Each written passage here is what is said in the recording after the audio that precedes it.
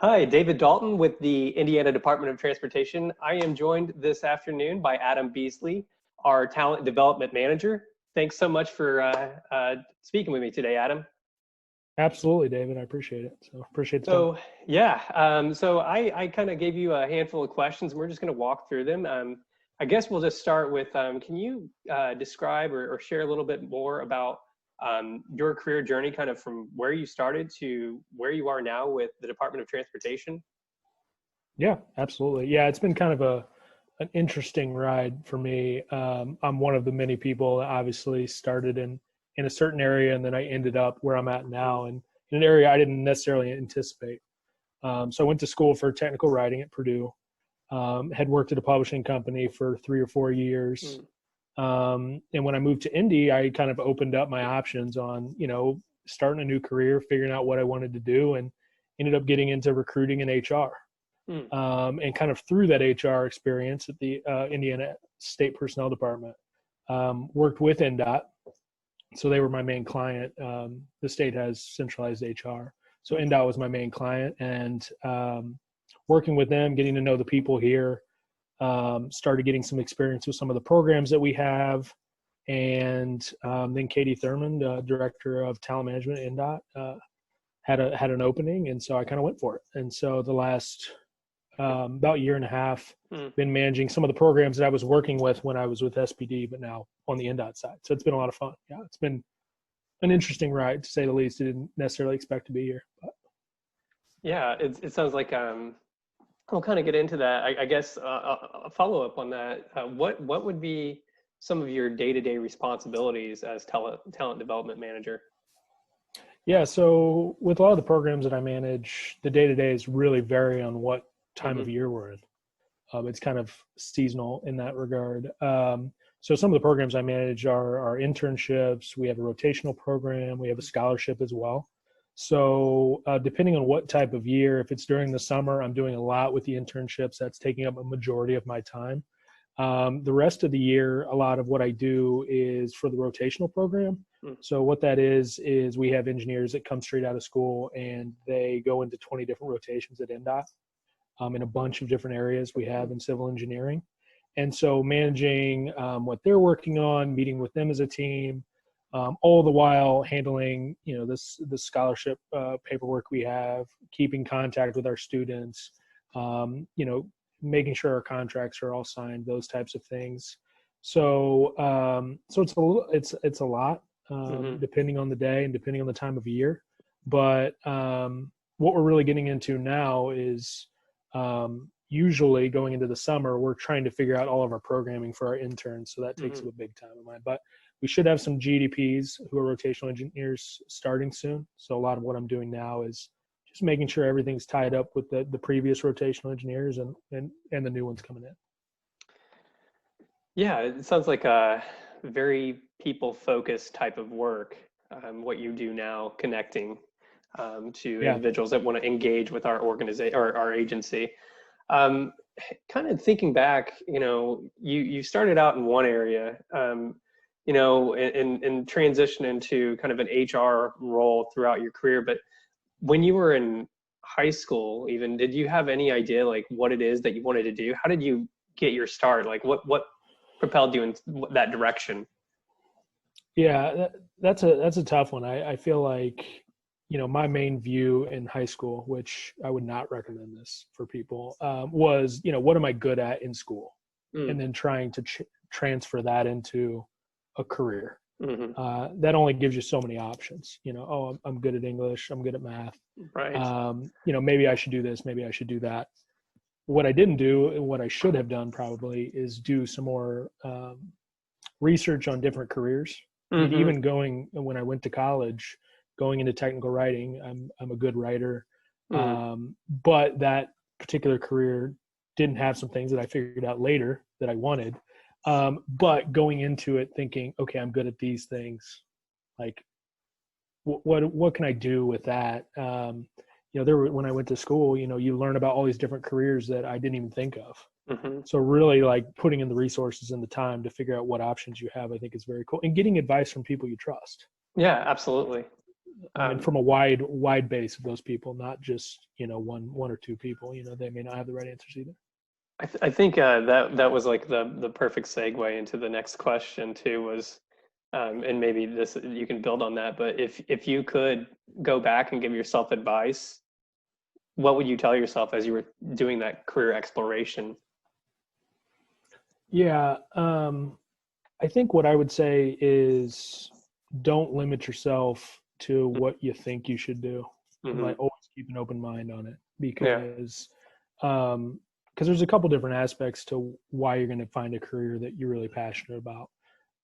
Finding a company you care about and that you believe in what they do. I mean, that goes a long way.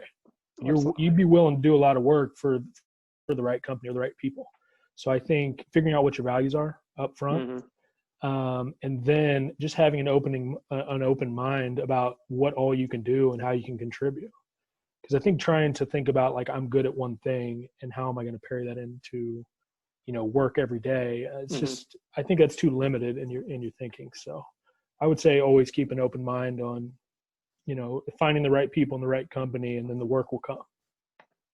Yeah, I think that's great advice actually, because oftentimes it's not it's not you finding a career, it's your career kind of finding you, and through that growth and experience of figuring out what it is that you are good at versus what you really are passionate about. I think that's really good advice.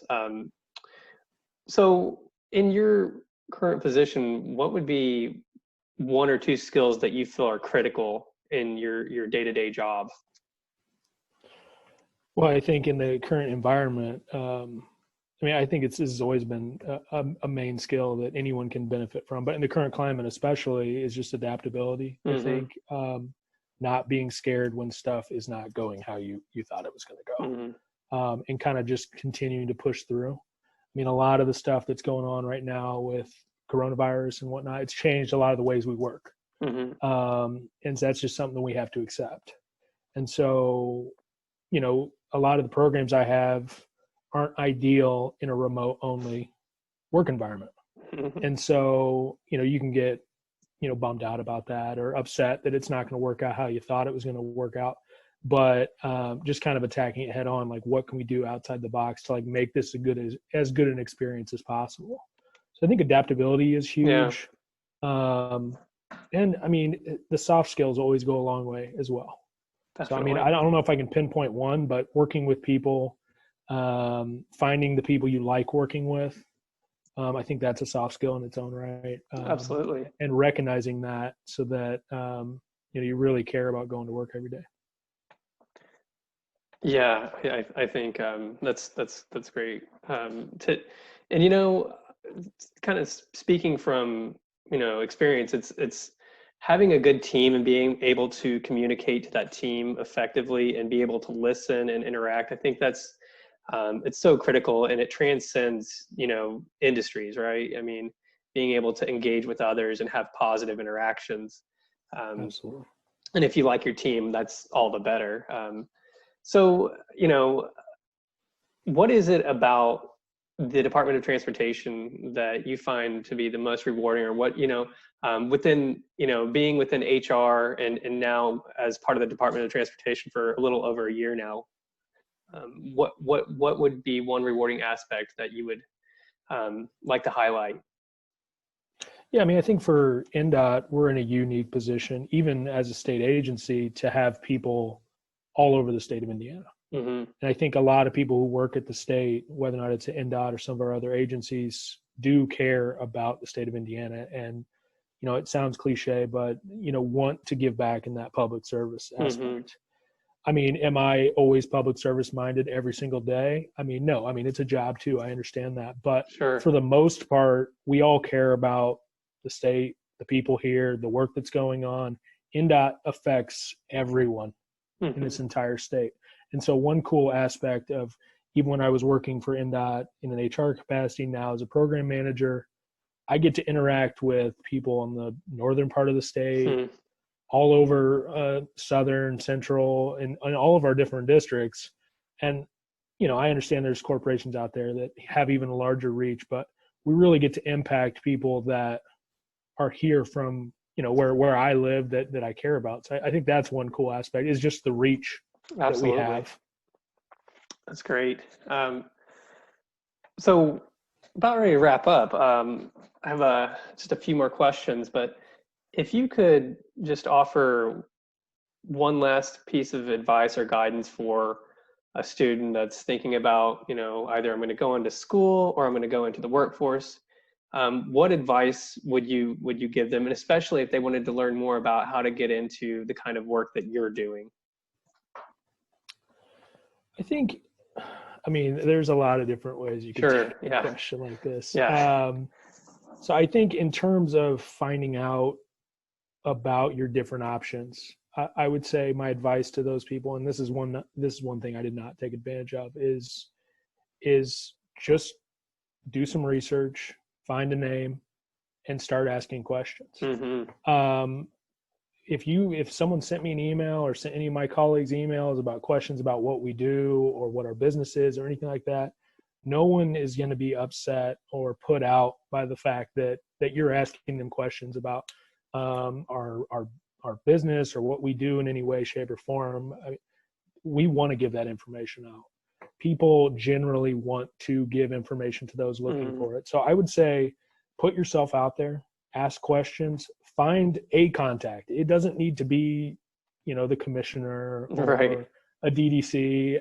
It can be anyone, and it'll go down the path if it needs to in terms of getting info. So, in terms of finding out about different work and different businesses, I would say that is very powerful. People want to help students. Mm-hmm. We want people to be passionate about what we're working on.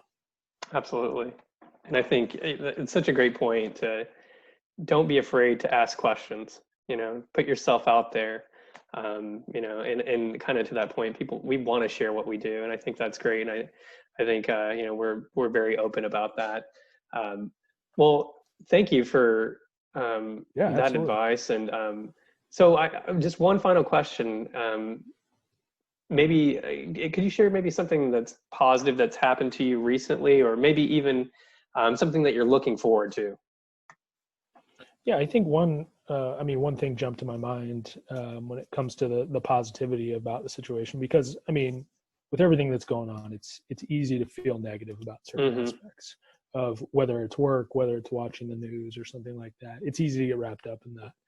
But one positive thing that has really been shown to me is, I guess, the perseverance and just when we first went into this working from remotely most of the time, there was a lot of anxiousness and a lot of apprehension on whether or not, especially with some of my programs, on whether or not we could still provide a good experience. Sure. For interns, for rotational engineers, for anyone in those developmental programs. And there was a few conversations of kind of coaching people on we can do this, we can figure it out. But a large majority of those people, they had their questions, and then once you answered their questions, they're like, all right, let's do it. Like, we'll do our best. And some of the stuff that's come out of that, I've just been very impressed with, and just really, really encouraged, I guess is a good word, on, yes, we're worried about it. Yes, it doesn't feel exactly how we wanted it to, but when we actually did it, it was like, wow, this turned out a lot better than we thought. Yeah, that says a lot, actually. And I think the word encouragement is probably the best choice of words we could use right now, is just to feel encouraged about where we're at. So, thank you again. I can't wait to share this with students, with other folks who want to learn about what it is that you do and what we do as an agency. So thank you for having this conversation. Appreciate your time today. Absolutely. Yeah. Thanks.